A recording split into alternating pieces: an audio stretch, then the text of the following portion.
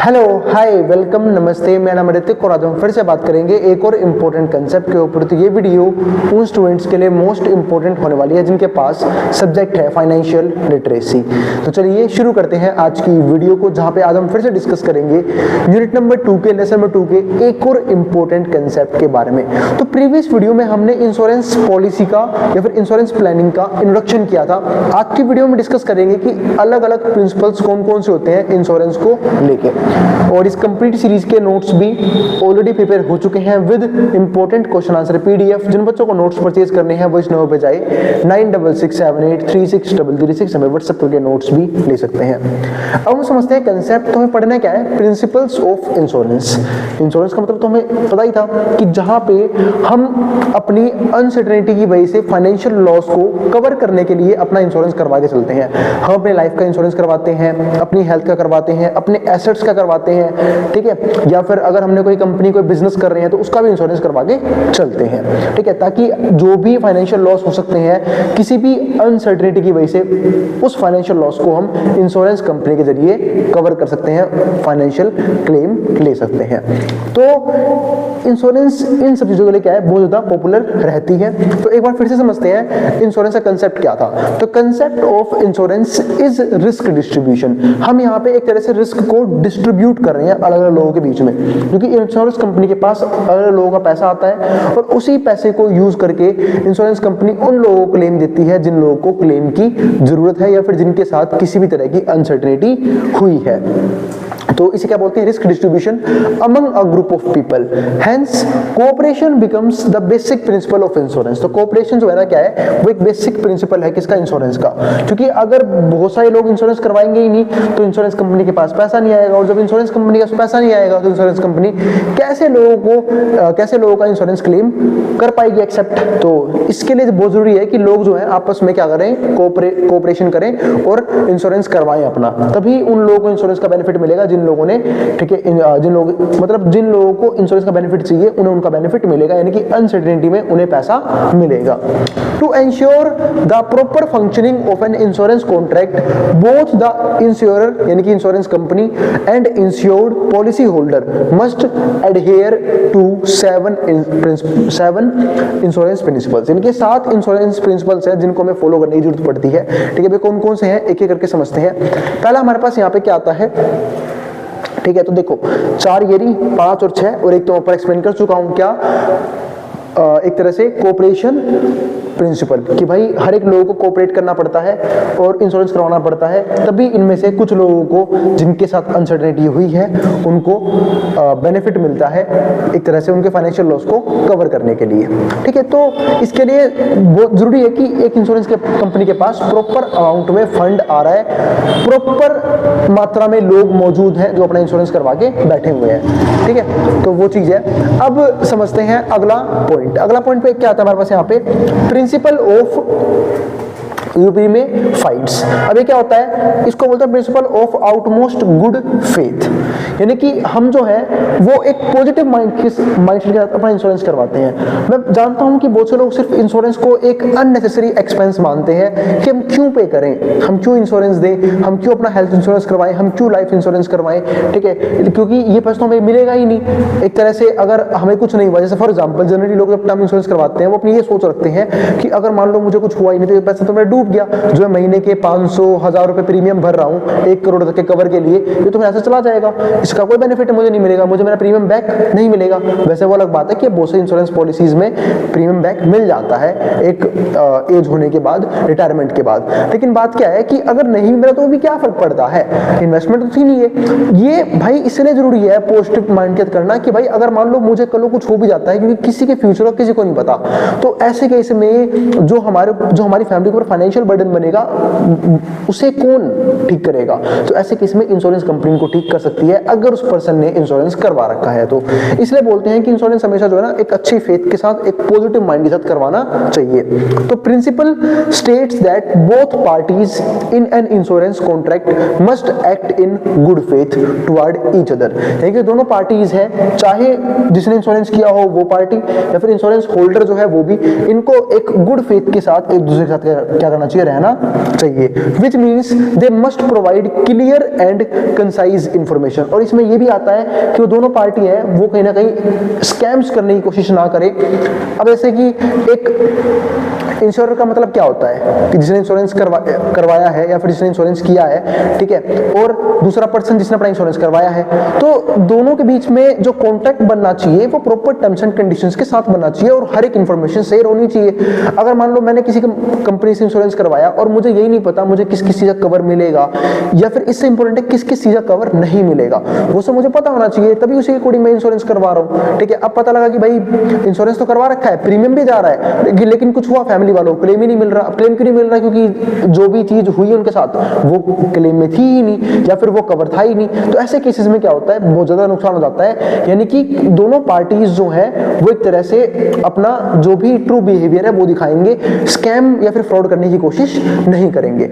आपको ये नहीं पता सिर्फ इंश्योरेंस कंपनीज ही क्लेम रिजेक्ट नहीं करती, बहुत से लोगों को ये नहीं पता था कि क्या क्या कवर है क्या क्या कवर नहीं है। जैसे मैं आपको एग्जांपल देता हूं कि बहुत से लोग जो है ना वो डेट के मारे अपना इंश्योरेंस ले लेते हैं। जैसे मान लो कि किसी एक पर्सन है कोई ए, उसके पास मान लेते हैं कुछ करोड़ रुपया कर्जा है, मान लेते हैं 50 लाख का ही कर्जा मान लेते हैं, उसका 50 लाख का डेट है। अब उसकी फैमिली बहुत परेशान है क्योंकि डेट वाले उन्हें परेशान करते हैं जिनसे उन्होंने उधार ले रखा है। तो जो अर्निंग पर्सन उसने क्या सोचा कि अगर मैं अपना इंश्योरेंस करके सुसाइड कर लूं तो भाई मेरी फैमिली को क्लेम मिल जाएगा, लेकिन उसका क्लेम क्या हो जाएगा? रिजेक्ट। क्योंकि उन्हें यही नहीं पता होता कि भाई सुसाइडल केस जो है ना वो इंश्योरेंस के 1 साल के बाद लगता है। जैसे फॉर एग्जांपल अगर मान लेते हैं मैंने आज इंश्योरेंस करवाया, ठीक है, और कुछ महीने बाद कुछ हफ्तों बाद सुसाइड कर लिया मैंने, तो इसका मतलब क्या है कि मेरी फैमिली को कोई भी क्लेम नहीं मिलेगा।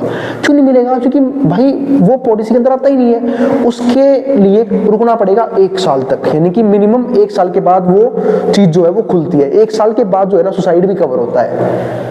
तो ये चीजें लोगों को पता होनी चाहिए और ये चीजें करनी जरूरी थी। क्यों? क्योंकि ऐसे तो बहुत से लोग जो है वो कहीं ना कहीं इंश्योरेंस कंपनी के साथ स्कैम करना शुरू कर देंगे, अपना इंश्योरेंस करवाएंगे और इनिशियल स्टेप पे ही खुद को मतलब कोई ना कोई स्कैम प्लान करेंगे। तो इस नुकसान से बचने के लिए कहीं ना कहीं इंश्योरेंस कंपनी ने स्टेप्स लिए थे। यानी कि स्कैम्स सिर्फ जो है ना वो इंश्योरेंस कंपनी के साथ, इंश्योरेंस कंपनी ही नहीं करती, क्लेम सिर्फ इंश्योरेंस कंपनी रिजेक्ट नहीं करती, लेकिन लोग भी बहुत ज्यादा स्कैम्स करने की कोशिश करते हैं इंश्योरेंस कंपनीज के साथ। और इन चीजों को लेके इंश्योरेंस कंपनी हमेशा अपने टर्म्स एंड कंडीशंस को बदलती रहती है। लेकिन दिक्कत यह है कि कॉन्ट्रैक्ट बनते वक्त ये शेयर होने बहुत जरूरी है। यानी कि लोगों को फुल अवेयरनेस होनी चाहिए उस पर्टिकुलर कॉन्ट्रैक्ट के बारे में, उस पर्टिकुलर इंश्योरेंस के बारे में। वही चीज यहाँ पे लिखी गई है, which means they must provide clear and concise information about the contracts terms and conditions.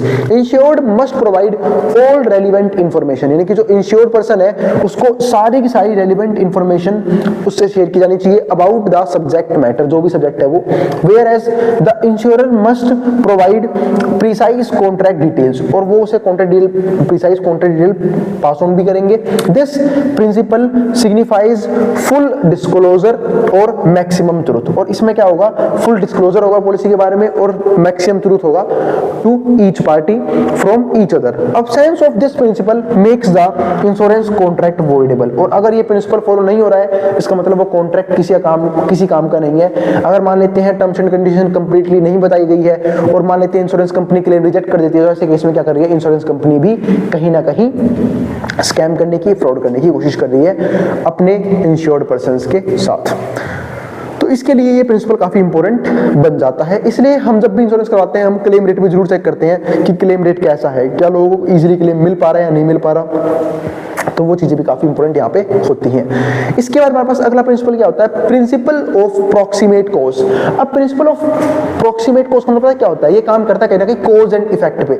हम सब जानते हैं कि भाई जनरली जो इंश्योरेंस क्लेम है वो मिलता है किसी ना किसी इफेक्ट का। जैसे फॉर एग्जांपल मान लेते हैं मैं लाइफ इंश्योरेंस लिया और मेरी लाइफ को कुछ हो गया तो मुझे उस इफेक्ट का क्या मिलेगा? मेरी फैमिली को बेनिफिट मिल जाएगा, मेरी फैमिली को फाइनेंशियल जो भी सपोर्ट है जिसने का भी कवर ले रखा है वो मिल जाएगा, ठीक है। या फिर हेल्थ को कुछ हुआ तो हेल्थ का कवर मिल जाएगा, तो ये भी एक इफेक्ट ही था। लेकिन इसका कोज जानना बहुत जरूरी है, यानी कि कोज पता होना बहुत जरूरी है। जैसे फॉर एग्जांपल मैं आपको एक एग्जांपल देता हूं कि ना बहुत से लोग इंश्योरेंस को गलत चीज समझ लेते हैं या फिर उनके साथ स्कैम करने की कोशिश करते हैं। जैसे फॉर एग्जांपल मान लेते किसी एक पर्सन ने अपना व्हीकल लिया और व्हीकल का इंश्योरेंस करवा लिया।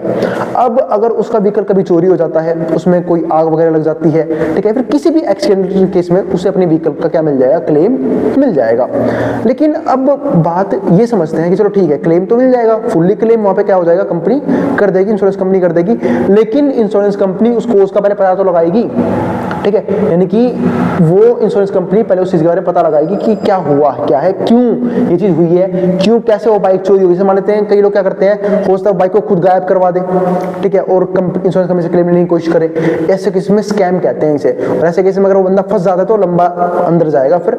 लेकिन इस चीज को पता कैसे करती है भाई, इंश्योरेंस कंपनी पूरा पता करती है कि वो चीज हुई कैसे है। मान लिया कि बाइक चोरी हुई है, वो सीसीटीवी कैमरे चेक कर सकती है, पूछताछ कर सकती है भाई आप बाइक कहां से कहां ले जा रहे थे, फिर आप जो आपका व्हीकल है वो कहां से कहां तक लेके जा रहे थे। हर एक चीज पूछताछ होने के बाद यानी क्लेम लेना भी इतना आसान नहीं होता है, ठीक है, उसे भी आप प्रॉपर ट्रुथ के साथ ही ले सकते हो। तो वही चीज यहाँ पे है, प्रिंसिपल ऑफ प्रॉक्सिमेट कोज, कि कोज का पता जरूर करती है इंश्योरेंस कंपनीज।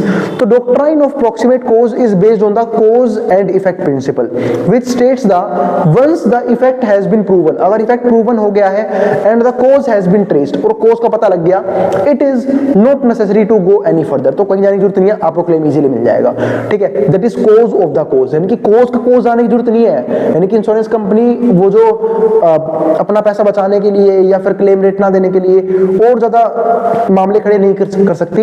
अगर एक बार इफेक्ट पता लग गया कि इफेक्ट क्या हुआ है, किसका क्लेम देना है, कॉज का पता लग गया, तो और आगे कुछ भी ट्रेस नहीं किया जाएगा, डायरेक्टली क्लेम क्या हो जाएगा, पहुंच जाएगा 1% तक। तो in other words nearest and primary cause of the loss, यानी कि अगर एक बार वो कंपनी नियरेस्ट या फिर प्राइमरी कोज तक पहुंच गई उस लॉस के, और प्रॉक्सिमेट कोज जिसको बोलते हैं, should be taken into account when determining the claim for a loss, फिर उसे लॉस का क्लेम क्या हो जाएगा, मिल जाएगा। इसके बाद क्या होता है, प्रिंसिपल ऑफ इंश्योरेबल इंटरेस्ट। इस बात का मतलब ये है कि भाई जो पर्सन अपने आप को इंश्योर कर रहा है, क्या उसका उस इंश्योरेंस की तरफ इंटरेस्ट भी है या नहीं है। जैसे फॉर एग्जांपल कई बार क्या होता है कि बहुत से लोग अपना इंश्योरेंस करवा तो लेते हैं, लेकिन इंश्योरेंस क्लेम लेते तो मना कर देते हैं, और एक बार अगर अपने इंश्योरेंस क्लेम लेते वक्त अपना इंटरेस्ट शो नहीं किया क्लेम लेने के लिए, तो आपका क्लेम यूं भी रिजेक्ट हो जाएगा, आप यूं भी क्लेम नहीं ले पाओगे। तो एक पर्सन अपने आप को इंश्योर करवाता ही इसलिए कि जब जरूरत पड़ेगी वो अपने इंश्योरेंस को यूज करेगा, वहां से क्लेम लेगा। क्योंकि बहुत से लोग ना, जब हम बात करते हैं मेनली लाइफ इंश्योरेंस की, इमोशंस में आ जाते हैं कि भाई अब तो भाई ये पर्सन ही चला गया, हम क्या करेंगे इन पैसों का, इस पैसे से कुछ होना नहीं वाला नहीं है। लेकिन बात क्या है कि वो पर्सन तो गया, वो पैसा मान लो टाइम के लिए आया है नहीं आया, वो पर्सन तो गया, वो इमोशनल डैमेज तो आपको पहुंचेगा ही पहुंचेगा, जो आपको पहुंचेगा, आपकी फैमिली को पहुंचेगा, किसी की फैमिली में चीज हो सकती है, जो भी पर्सन इंश्योरेंस करवा रहा है। लेकिन जो फाइनेंशियल बर्डन आने वाले टाइम में होने वाला है वो लोग नहीं देख पाते उस टाइम पे। तो ऐसे किसी में जनरली इंश्योरेंस ले लेना चाहिए, जो भी कवर उस पर्सन ने, क्योंकि मेरा मानना है कि उस पर्सन ने भाई सेक्रीफाइस किया। मान लो मैंने अपना इंश्योरेंस करवा रखा है, तो मैं सेक्रीफाइस कर रहा हूँ, वो पैसे जिन पैसों में हो सकता है मैं कुछ चीजें और एंजॉय कर पाता, पर मैंने सेक्रीफाइस किया सिर्फ किस लिए, अपनी फैमिली के लिए। तो फैमिली का भी ये फर्ज बनता है कि वो उस अमाउंट को एक्सेप्ट करे, क्योंकि वो फ्री का नहीं है, उसके लिए भी सेक्रीफाइसेस हो चुके हैं पहले ही। तो वो चीज यहाँ पे समझ में आती है कि प्रिंसिपल ऑफ इंश्योरेबल इंटरेस्ट क्या होता है। फिर क्या होता है हमारे पास प्रिंसिपल ऑफ इंडेमनिटी। अब प्रिंसिपल ऑफ इंडेमनिटी का मतलब क्या होता है कि जो भी नुकसान हुआ है, जो भी फाइनेंशियल लॉस हुआ है, उसका पैसा कवर जो है वो मिलेगा एक पर्सन को। लेकिन ध्यान रखना, जितने का कवर था उतना ही मिलेगा, फाइनेंशियल कवर जितने का था उतने का ही मिलेगा। जैसे एक बेस्ट एग्जांपल इस केस में कि मान लेते हैं एक पर्सन के साथ कोई व्हीकल का एक्सीडेंट हो गया, ठीक है, और उसके पास कवर भी है पूरी उस व्हीकल का, तो उसने क्या किया, अपना कवर ले लिया वापस। लेकिन वो क्या कह रहा है कि भाई जब मैं इस व्हीकल को वापस उस जगह तक लेके जाने वाला था जहां पे ये डिस्ट्रॉय होता, या फिर जब इंश्योरेंस कंपनी वालों तक पहुंचाने लेके गया तो वहां पे कुछ ट्रांसपोर्टेशन कॉस्ट भी आई, तो उसका कोई लेना देना नहीं इंश्योरेंस कंपनी के साथ। इंश्योरेंस कंपनी ने जो भी क्लेम का प्रॉमिस कर रखा है, जितने अमाउंट का प्रॉमिस कर रखा है उतना ही अमाउंट हमेशा पे किया जाता है, उसे फालतू इंश्योरेंस कंपनी पे नहीं करेगी। इसी को बोलते हैं प्रिंसिपल ऑफ इंडेमनिटी, ठीक है। तो ध्यान रखना, कोई भी एडिशनल कॉस्ट के लिए लायबल नहीं होती कोई भी इंश्योरेंस कंपनी।